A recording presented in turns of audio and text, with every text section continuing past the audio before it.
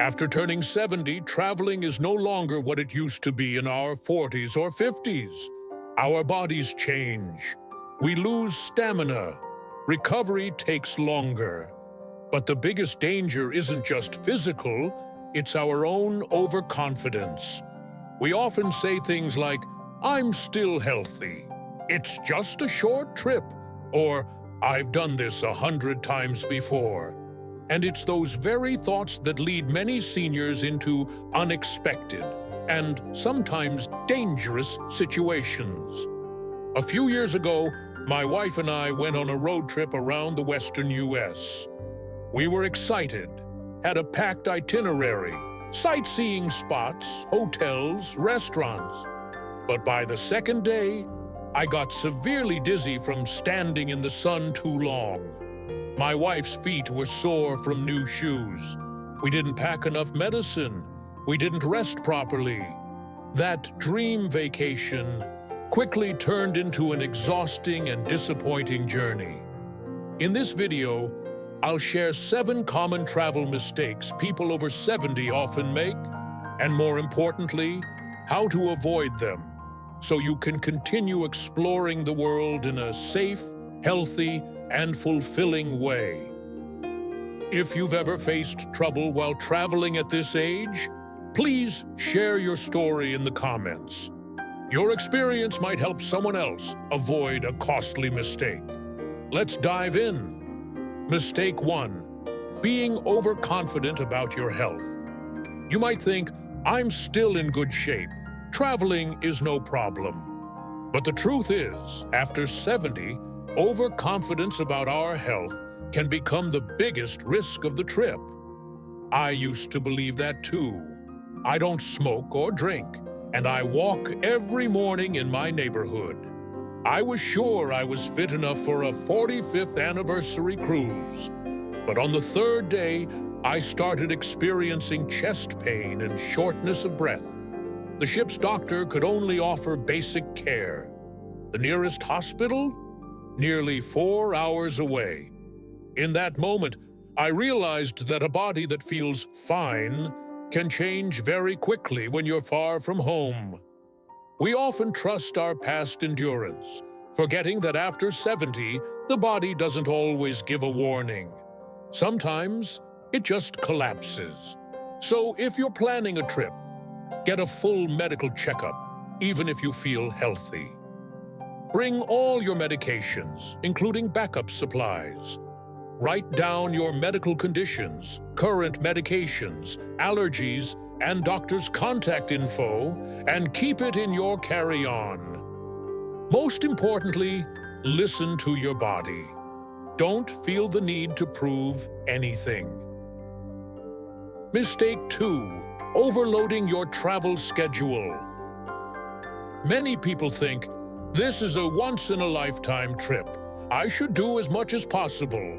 But in reality, the more packed your itinerary, the less you actually enjoy. I once planned a 10-day European trip, 3 cities per day, a new hotel every night. I was thrilled during the planning stage, but by day 3, the excitement was gone, replaced by back pain, swollen feet, and a foggy head from jet lag and sleepless nights. At 40, I could power through that kind of schedule.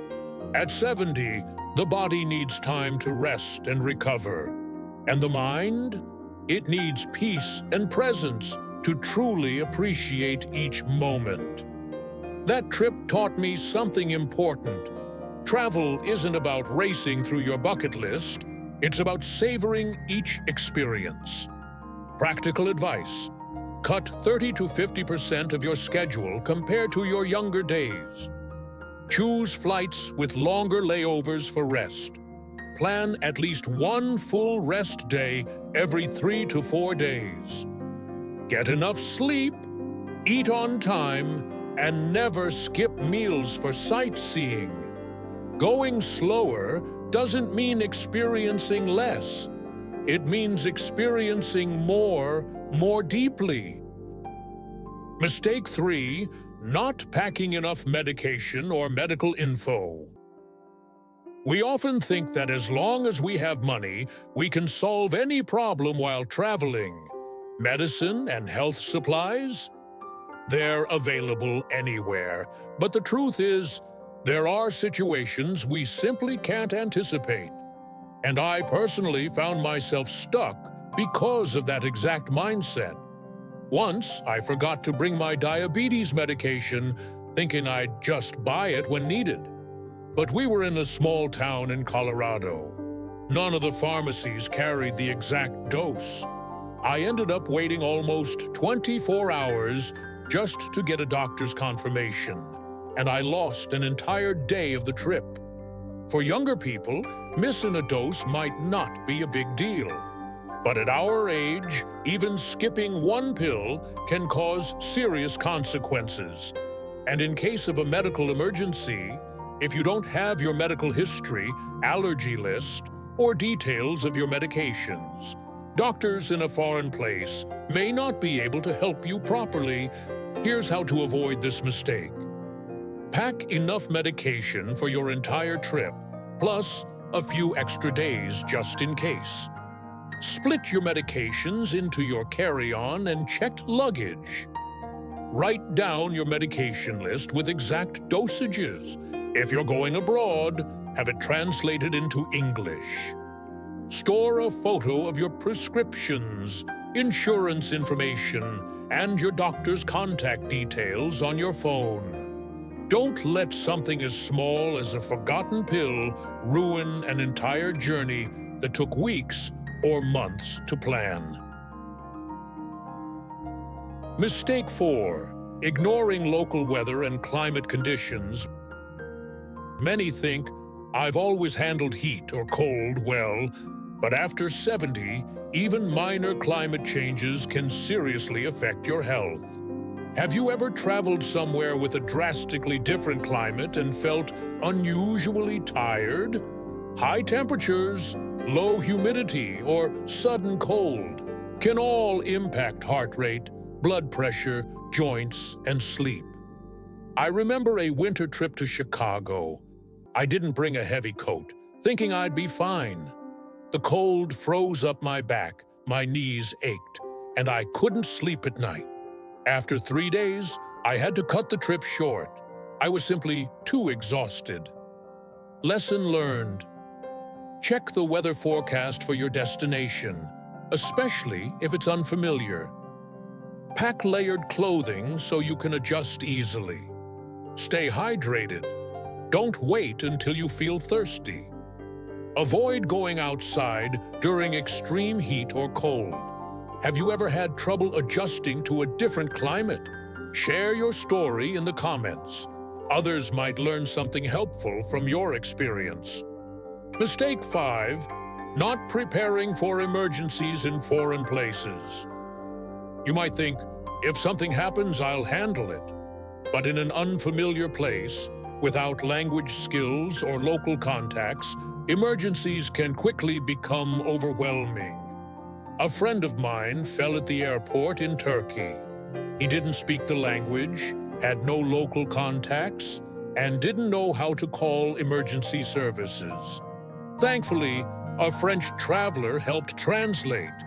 Without him, who knows how long it would have taken to get help. We often rely on life experience, but in a foreign environment, without preparation, experience isn't enough. Tips for senior travelers. Write down local emergency numbers, hospital addresses, and the U.S. Embassy contact if abroad. Install a translation app or carry printed cards with phrases like, I need a doctor, or I have high blood pressure. Keep a small card in your wallet listing personal info, medications, and emergency contacts. Do you travel with a personal emergency kit? What do you include? Share your tips in the comments. Mistake 6. Skipping travel insurance to save money. Have you ever traveled without buying insurance? Many seniors do, thinking they'll save a few bucks and stay careful. But accidents don't care how careful you are. They happen when you least expect them. I once witnessed an elderly man slip in a hotel bathroom. He needed an ambulance, an MRI, and 2 nights in the hospital, costing over $8,000. He had no insurance. His family had to wire money urgently. That trip became a burden instead of a joy. We often fear the cost of insurance, but what's truly costly is not having it when you need it. My advice: always buy travel insurance that covers accidents, international medical care, trip cancellations, and lost luggage. Read the fine print and choose a trusted provider. Carry a copy of the policy and emergency hotline numbers. If you're unsure, ask a family member to help you book it. Have you ever used travel insurance? Was it a lifesaver or a waste? Share your experience in the comments. Mistake 7. Falling for cheap travel deals that are too good to be true. Have you ever seen a travel package that seemed unbelievably cheap? That great deal might be a trap, and seniors are frequent targets of travel scams. A friend of mine, George, age 75, booked a 4-star hotel through a little-known website. It was 50% cheaper than other listings. When he arrived, there was no hotel at that address. He lost $3,000 and his trust in online bookings. Seniors are more vulnerable because we tend to trust easily. Don't double-check websites and may not be familiar with online safety tools. Key advice: only book tours and hotels through official websites or trusted recommendations. Avoid sending direct bank transfers. Never share credit card details over email or on suspicious platforms. If it sounds too good to be true, it probably is. Have you ever been scammed while booking travel? Share your story to help others stay safe. Final thoughts: travel after 70, wiser, slower, and more meaningful. After 70, travel isn't just about seeing new places. It's about preparing well, respecting your body, and being more mindful than ever. Small mistakes, like forgetting medication, over-planning, or skipping insurance, can turn a dream vacation into a lasting regret. But I truly believe that with awareness, careful planning, and smart choices, our golden years can still be the best time to explore the world, safely, peacefully, and meaningfully. Do you agree? If this video helped you learn something new, leave a comment below. I'd love to hear your travel stories. If you found this content useful, don't forget to like, subscribe, and share it with your friends. You might help someone avoid a risky trip. Because turning 70 isn't the end of the journey. It's the beginning of traveling smarter, at your own pace, with confidence and joy.